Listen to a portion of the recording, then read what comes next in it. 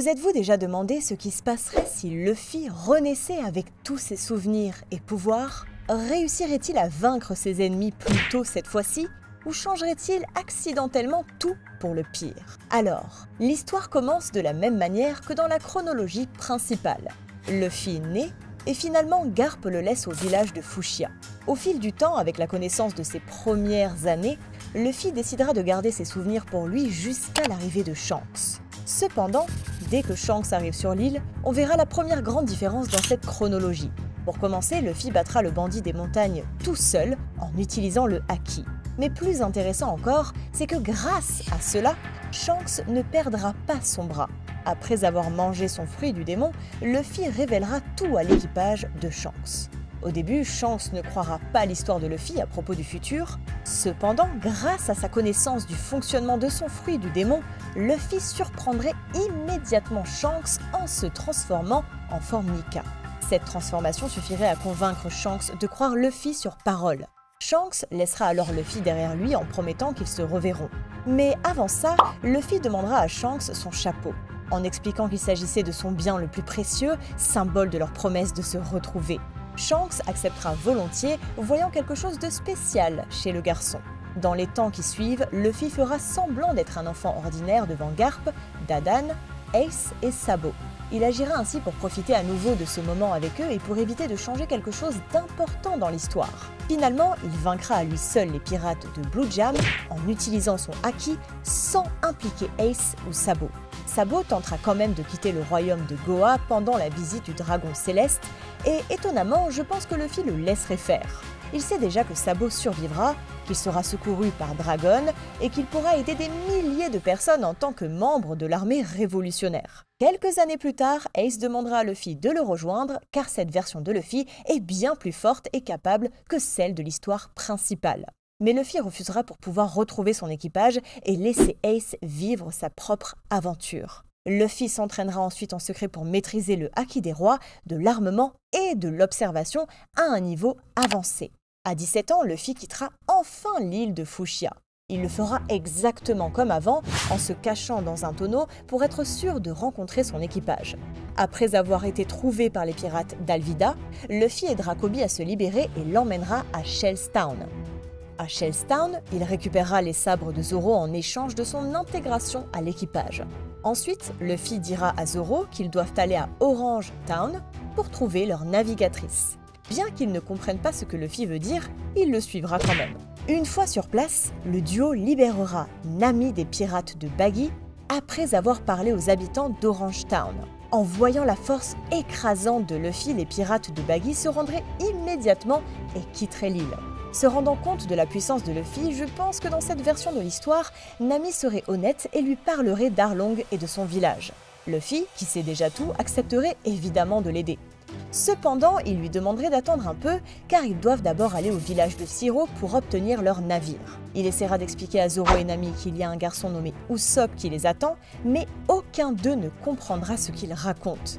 Bref, au village de Shiro, Luffy rencontrera Usopp, mais au lieu de vaincre immédiatement l'équipage du chat noir, il essaiera d'encourager Usopp à se battre lui-même pour renforcer sa confiance. Ainsi, dans cette version de l'histoire, il est probable qu'Usopp affrontera l'équipage du chat noir beaucoup plus tôt et en vaincra même certains. Cependant, Kuro arrivera bientôt et attaquera Usopp avec sa technique du shakushi. Après que Usopp ait courageusement encaissé un coup de Kuro, Luffy décidera de mettre fin au combat en assommant ses adversaires avec une explosion de haki. Satisfait de la nouvelle détermination de Usopp, Luffy lui demandera de rejoindre l'équipage comme tireur d'élite. Reconnaissante envers l'équipage du chapeau de paille, Kaya leur offrira un navire, comme dans l'histoire originale. En revoyant son ancien navire, des larmes couleront sur le visage de Luffy, si heureux d'avoir l'opportunité de naviguer à nouveau dessus. Cependant, cette fois, il promettra de le protéger. Les autres membres de l'équipage regarderont ça, complètement perplexes face à l'émotion de Luffy pour ce navire ordinaire. Maintenant, avec le navire et un nouvel équipier à bord, Luffy suppliera Nami de faire un dernier petit détour avant d'aller sauver son village des hommes poissons, le Baratie. Et c'est là que Luffy rencontrera son premier grand problème lors de son voyage. Une fois arrivé, Luffy passera quelques jours à essayer de convaincre Sanji de quitter Zeff et de rejoindre l'équipage comme cuisinier. Cependant, Sanji refusera catégoriquement chaque fois. Nami finira par se lasser des retards et partira seule, laissant l'équipage derrière elle. À l'arrivée de Don Krieg, les cuisiniers du Baratie seront menacés. Cela poussera Luffy à défendre Zeff et son rêve, esquivant littéralement toutes les attaques et détruisant facilement l'armure de Don Krieg avec son haki. Luffy éliminera les pirates de Krieg bien avant l'arrivée de Mihawk. Et bien que ça semble positif, ce n'était peut-être pas le choix le plus judicieux car Mihawk sentira le haki de Luffy et viendra rapidement voir ce qui se passe. En voyant Mihawk approcher, Zoro dégainera immédiatement ses sabres et le défiera en duel. Luffy tentera de dissuader Zoro mais finira par laisser faire pour ne pas interférer avec le rêve de son compagnon. Au début, Mihawk sera intrigué par la présence d'un combattant aussi fort que Luffy dans East Blue et envisagera même de le combattre. Mais au final, il laissera Zoro tenter une attaque après avoir vu sa détermination. Une fois vaincu, Zoro jurera à Luffy qu'il ne décevra plus jamais son capitaine.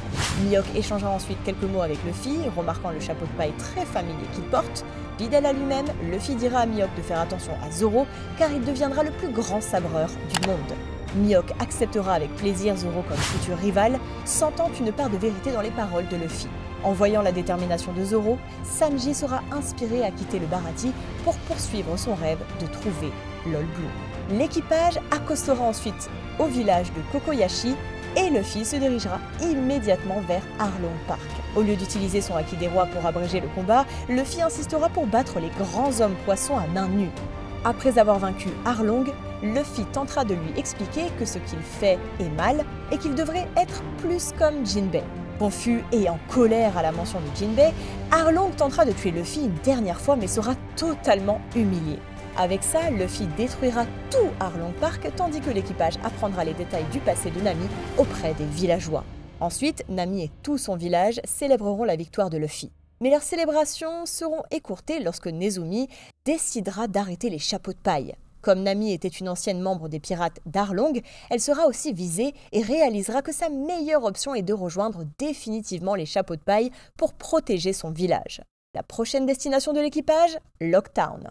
Dans cette version, Zoro sera complètement rétabli à leur arrivée à Locktown car il n'aura pas eu à combattre des hommes poissons.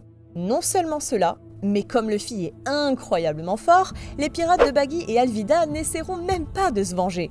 Étant donné que Luffy a utilisé très souvent le haki des rois jusqu'à présent pour affronter ses adversaires, il est probable que certains marines l'aient vu le faire. C'est pourquoi je pense que dans cette version, la première prime de Luffy sera bien plus élevée, probablement au-dessus de 200 millions de berries. Et même si Luffy sera heureux de voir une prime aussi élevée, une grosse prime attire aussi beaucoup plus d'attention, ce qui n'est pas forcément une bonne chose. Par exemple, le capitaine Smoker demanderait sûrement encore plus de renforts pour arrêter Luffy à Locktown.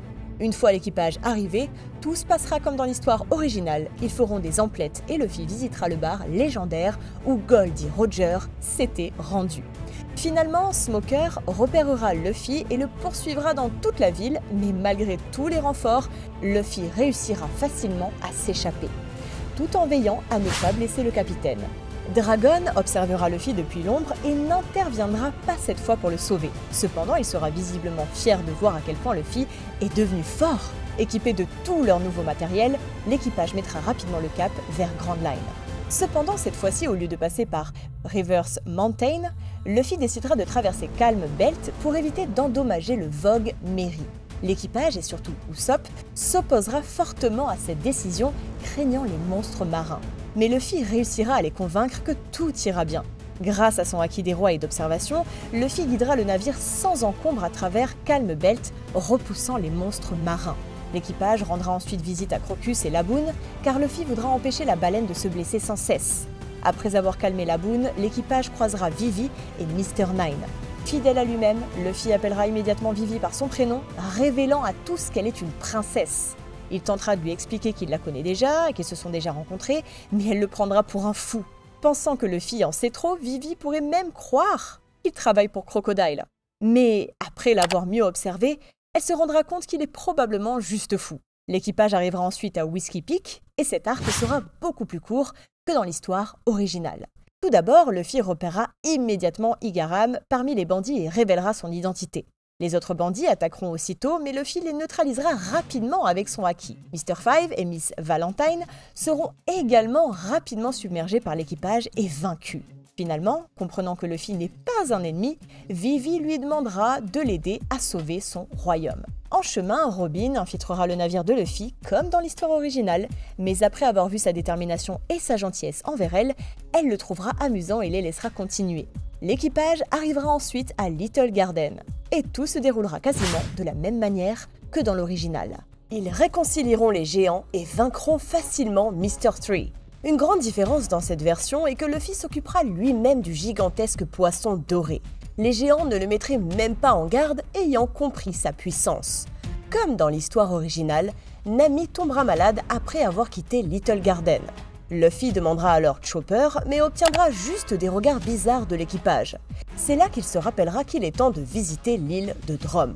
Avant d'arriver à l'île, Luffy anéantira complètement Wapol et l'enverra valser au loin. Il emmènera ensuite Nami au château du docteur Kurea en sautant grâce au Boundman au lieu d'escalader la montagne comme avant. Ce sera la première fois que Luffy utilisera une de ses formes de gear devant ses compagnons. Comme Nami sera à moitié consciente, elle pensera sûrement que c'est une hallucination.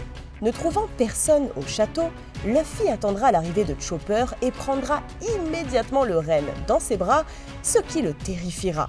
Après que Nami se soit rétablie, Luffy suppliera Chopper de rejoindre l'équipage et obtiendra son accord grâce aux encouragements du docteur Kurea. Maintenant, avec un médecin à bord, l'équipage mettra enfin le cap sur Alabasta. Après avoir atteint les côtes, Luffy demandera à l'équipage de l'attendre sur le navire pendant qu'il ira à Alubarna avec Vivi. Il déposera Vivi auprès de Cobra et lui demandera de le laisser utiliser Karoo pour se rendre à Rain Base. À Rain Base, Luffy pénétrera seul dans le casino de Crocodile et évitera de tomber dans le même piège stupide grâce à sa vision du futur. Il affrontera Crocodile sur place et vaincra facilement les 7 grands corsaires, empêchant ainsi la guerre civile. Il demandera aussi à Robin de rejoindre l'équipage après lui avoir expliqué qu'il a été rebooté et qu'ils sont destinés à être amis. Il la convaincra en lui expliquant à quel point elle est précieuse pour l'équipage et qu'il la protégera du gouvernement mondial à tout prix. À la fin de l'arc, au lieu de célébrer, Luffy retrouvera Ace et passera du temps avec lui avant de repartir. Peu après le départ, un navire tombera du ciel, ce qui ne surprendra pas du tout Luffy. Au contraire, il dira à l'équipage avec assurance qu'ils vont au ciel. Cependant, avant ça, l'équipage arrivera à Jaya. Alors, comment se passerait une rencontre entre Luffy et Barbe Noire cette fois? Eh bien, je vais devoir vous décevoir tout de suite. Vous voyez, comme Luffy et son équipage auront terminé bien plus tôt à Alabasta, ils arriveront à Jaya avant Barbe Noire. Et ils n'auront même pas l'occasion de se rencontrer. À la place, Luffy retrouvera Bellamy et l'écrasera avant même qu'il ne cause des problèmes. Il dira également à Bellamy qu'il compte renverser son patron, Doflamingo. Après ça, Luffy rendra visite à Mont Blanc Cricket, le rassurera sur l'existence de l'île Céleste et lui parlera de la Cité d'Or. Il lui demandera ensuite de leur prêter un navire pour éviter d'endommager le Vogue Merry. En arrivant à Skypiea, Luffy ressentira immédiatement le haki d'Enel et foncera vers lui. Après avoir traversé toutes les forces d'Enel, seul, il le frappera et mettra fin à son règne de terreur. La guerre céleste de 400 ans prendra officiellement fin lorsque Luffy fera sonner la cloche d'or. Après cela, Luffy fera la fête avec les Shandia et ils montreront à son équipage le poneglyphe. L'équipage redescendra ensuite vers la mer Bleue et récupérera à nouveau le Vogue Merry. Une fois arrivé à Longring Longland, Luffy ne perdra pas de temps avec Foxy et ses jeux stupides. Cependant, il y a un problème bien plus sérieux que Foxy. L'amiral Aokiji arrivera bientôt sur l'île. Alors, comment cela se passerait-il? Cette fois, Luffy sera prêt à affronter l'amiral et les deux s'affronteront en combat. Après quelques échanges de coups, Luffy se transformera pour la première fois en Gear 5 dans cette version de l'histoire. En sentant la puissance de Luffy, Aokiji se retirera car, soyons honnêtes, il est bien trop paresseux pour livrer un combat acharné sans raison valable. Il ne prendra même pas la peine de mettre Luffy en garde au sujet de Robin, sachant qu'elle est protégée par quelqu'un de suffisamment puissant. Comme le Merry est toujours en parfait état, à leur arrivée à Water 7, ils ne chercheront pas de nouveaux navires. Robin ne sera pas non plus contrainte par le CP9, car elle pourra compter sur la force de Luffy. Dès leur arrivée sur l'île, Luffy informera Iceberg de la présence des agents du CP9 à Galila et les confrontera publiquement. Les agents s'attaqueront à Luffy en groupe, mais tomberont un par un. Ayant sauvé Iceberg, celui-ci proposera de renforcer gratuitement leur navire pour le préparer au Nouveau Monde.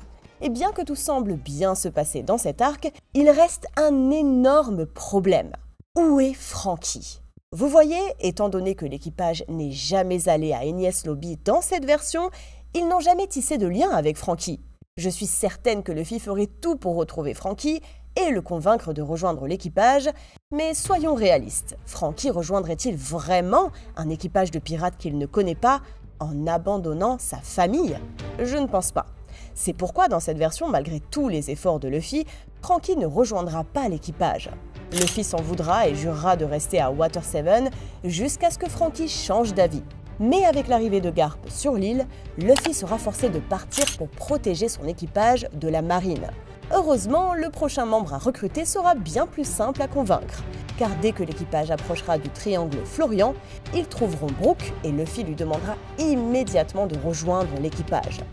Après avoir accosté à Thriller Bark, l'histoire suivra grosso modo le même déroulement, l'équipage progressant lentement sur l'île et battant les officiers de Moria.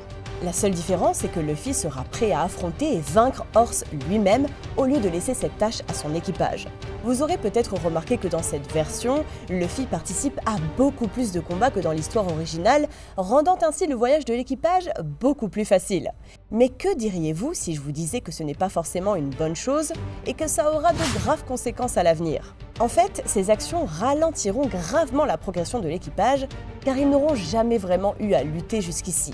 Comme ils n'auront pas combattu Horse ensemble, leur travail d'équipe sera également bien moins efficace, ce qui entraînera de terribles événements à l'avenir.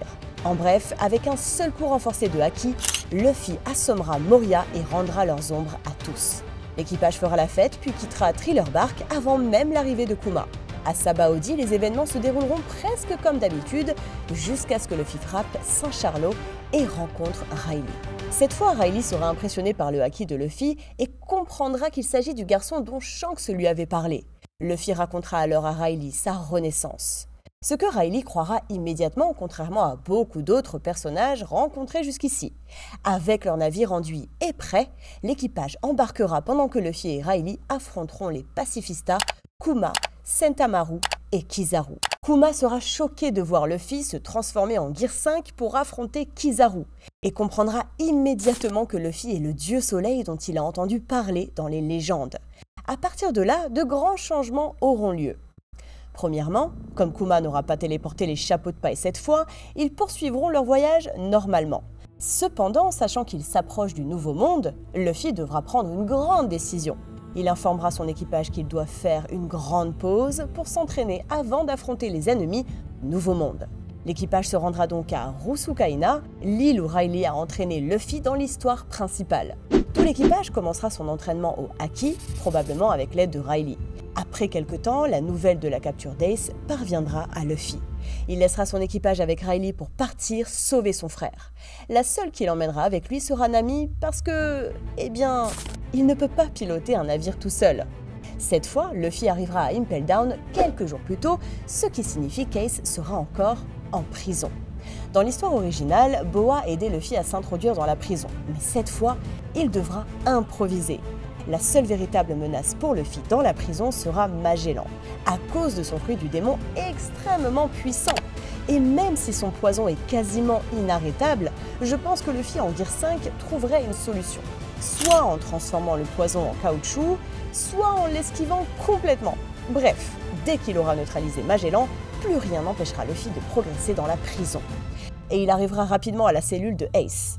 En voyant Luffy, Ace éclatera en larmes, n'en revenant pas que son frère soit venu le sauver. Luffy libérera alors à la fois Ace et Jinbei. Sur le chemin du retour, il libérera également Ivankov et les autres Okama du niveau 5.5. Ils retourneront ensemble auprès de l'équipage de Luffy. Quant à Crocodile, Baggy et Mr. 3, eux, ils resteront en prison. Comme Ace aura été sauvé plus tôt dans cette version, la guerre de Marineford n'aura jamais lieu. Les pirates de Barbe Blanche resteront l'équipage empereur. Et Barbe Noire ne mangera pas de second fruit du démon. Même si Luffy proposera à Ace de rejoindre son équipage, Ace refusera probablement pour retourner auprès de Barbe Blanche. Après 2 années complètes d'entraînement, l'équipage améliorera considérablement ses compétences et reprendra finalement son voyage. À Sabaody, ils feront enduire de nouveau leurs navires et mettront le cap vers l'île des Hommes-Poissons. Puisque l'île des Hommes-Poissons est toujours sous la protection de Barbe Blanche, ils n'auront aucun problème avec les habitants. Dès leur arrivée, Luffy ira au palais pour parler au roi. Le roi Neptune ne lui fera pas confiance au début et refusera même qu'il voie la princesse. Bientôt après, Vanderdecken tentera de lancer de nouveau l'arche Noah sur l'île.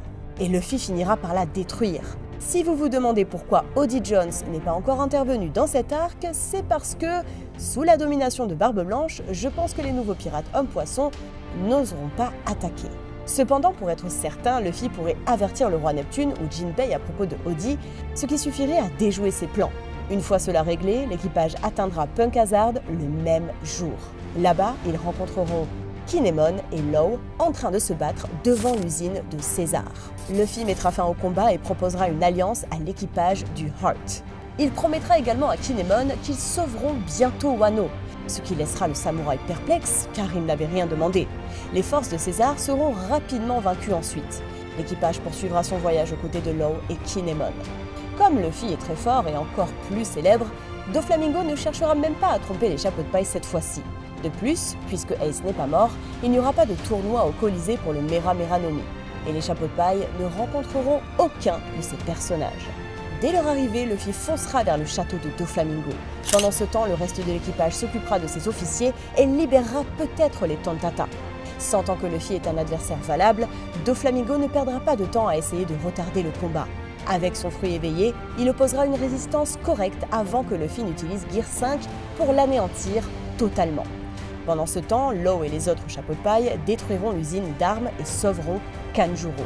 Les chapeaux de paille quitteront simplement l'île après la défaite de Doflamingo, tandis que Kyros prendra le trône. Fujitora tentera de les arrêter, mais Luffy le retiendra facilement. Maintenant, à ce stade de l'histoire, au lieu de se séparer, les chapeaux de paille visiteront Zou ensemble.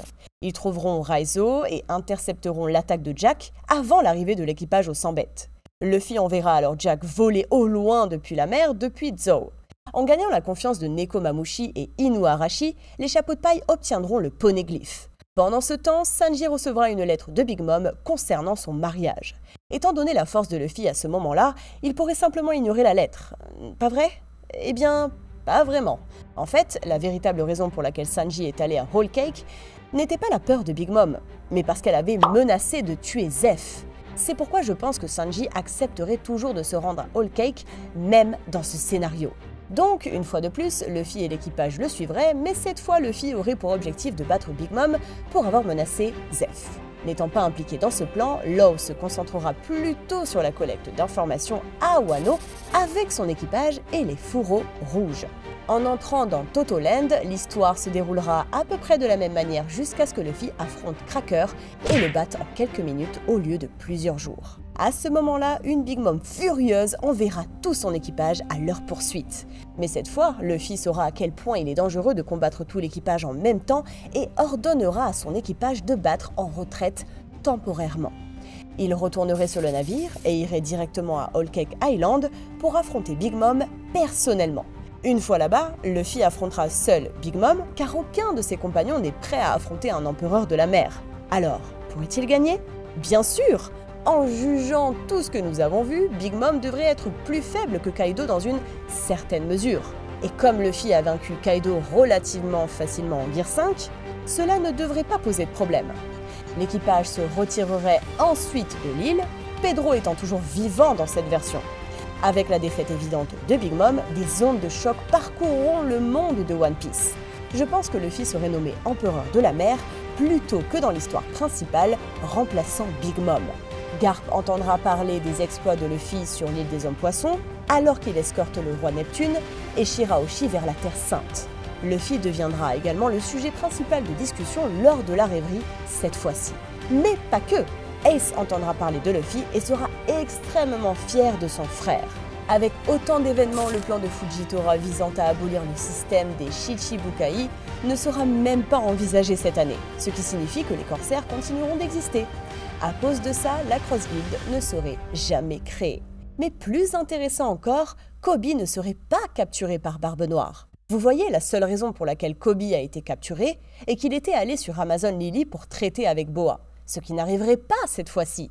Cela signifie également que Garp n'aurait pas à aller le sauver et resterait sain et sauf à Marineford. Retour au chapeau de paille. Kaido ignorant l'arrivée de Luffy, les chapeaux de paille atteindront les côtes de Wano sans réelle résistance. Ils retrouveront les autres fourreux rouges et Law bien plus rapidement. Mais connaissant Luffy, il sautera à la première occasion de se battre contre Kaido au-dessus de la capitale des fleurs. Luffy combattra Kaido directement au-dessus de la ville et utilisera dès le départ son Gear 5. Maintenant, bien que cela semble positif, il y a des éléments importants à considérer. Premièrement, dans l'histoire originale, lorsque Luffy s'est transformé en Gear 5, Kaido était déjà quelque peu fatigué d'avoir combattu de nombreux adversaires. Cette fois-ci, Kaido sera en pleine forme au moment où Luffy utilisera Gear 5, ce qui mènera à un combat bien plus intense. Ne vous méprenez pas, je pense toujours que Luffy gagnerait ici. Cela pourrait simplement prendre plus de temps que prévu, mais ce n'est même pas le plus gros problème. Pendant que Luffy combat Kaido, les All-Stars et les Tobiropo finiront par apparaître, ce qui signifie que Law et les autres chapeaux de paille devront les contenir. Je pense que les chapeaux de paille se répartiront pour combattre. Comme dans l'histoire originale, Zoro contre King, Sanji contre Queen, Robin contre Black Maria, etc. Mais la vraie question est, les chapeaux de paille peuvent-ils remporter ces duels cette fois-ci? Parce qu'ils savaient exactement ce qui allait se passer à chaque étape. Luffy a souvent assumé toutes les responsabilités et combattu seul tous les adversaires difficiles. Au fil du temps, cela a conduit à ce que les chapeaux de paille soient beaucoup plus faibles dans cette version. Ouais, je sais, ils se sont entraînés avec Luffy et Riley cette fois-ci. Mais sans toutes ces expériences proches de la mort, ils n'auraient jamais pu développer les mêmes compétences. Un par un, les chapeaux de paille tomberont. Zoro tombera en premier, car King lui sera largement supérieur dans cette version. En voyant ça, Luffy sera terrifié et se précipitera pour aider Zoro, ce qui le rendra complètement vulnérable aux attaques de Kaido. Après ça, les autres membres paniqueront et leurs défenses s'effondreront lentement. Et bientôt, chaque membre de l'équipage sera vaincu. Et leur aventure prendra fin brutalement.